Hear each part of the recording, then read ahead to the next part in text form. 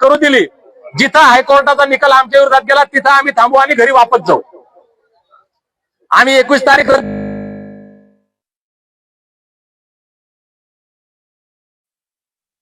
त्यांना सरकारचं ऐकावं लागतं आणि 17 तारखेला त्यांनी पिक्चर केला आमच्या सोबत. म्हणून आम्हाला नाईलाजानं त्यांनी ट्रेलर दाखवलं होतं. सरकारनं पोलिसाच्या खांद्यावर बंदूक ठेवून आम्ही सरकारला आणि पोलिसांना महाराष्ट्रासह देशाला पिक्चर दाखवला. आता सुद्धा सन्माननीय साहेब चर्चा करायला आले. मी त्यांना एक गोष्ट सांगितली, इथून जायचा निर्णय आम्ही सगळे इथं काय करायचं ते पुढची दिशा ठरवू. त्याच्यापूर्वी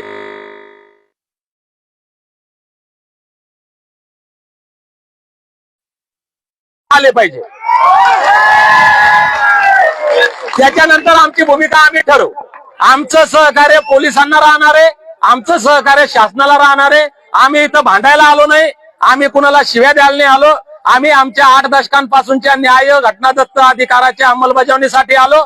आमच्या लेकराबाळांच्या कल्याणाची माग घेऊन आलो. आम्ही पोलिसांचाही सन्मान करतो, कोर्टाचाही सन्मान करतो.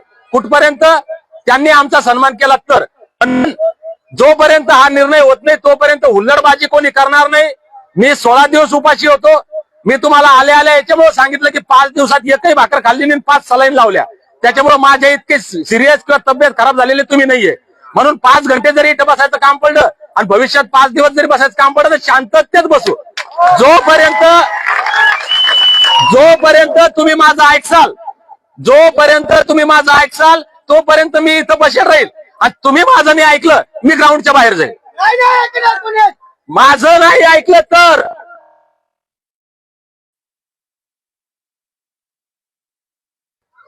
तेच सांगतोय.